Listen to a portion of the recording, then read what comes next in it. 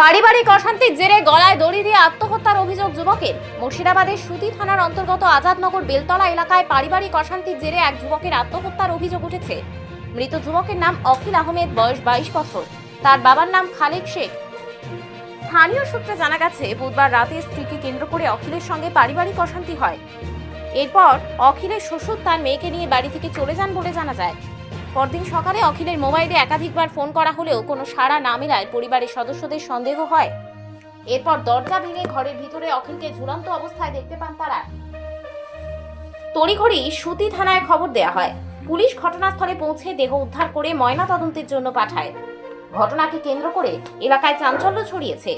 মৃত্যুর প্রকৃত কারণ খতিয়ে দেখছে পুলিশ।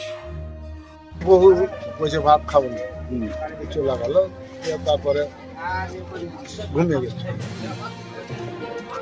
কি নিয়ে অশান্তির উপর?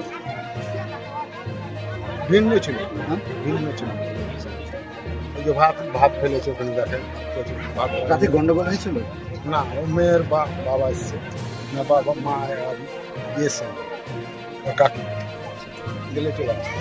ওকে নিয়ে চলল, খাবে না তো কি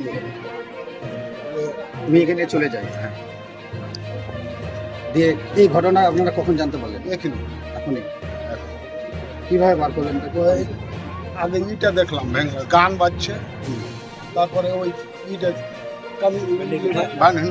ভাঙলাম, ব্যাটাকে ভাঙাইলাম, ছোট একটা ব্যাটা আছে, ভাঙাইলাম, দিয়ে দরজা মারছি তো দরজা খুলে না, গান বাজছে, ফোন আসছে কিন্তু মেলে, কিন্তু ফোনও আসছে, তো ওই গান বাজতে লাগছে, ফোন তো আর ধরে না, গান বাজছে।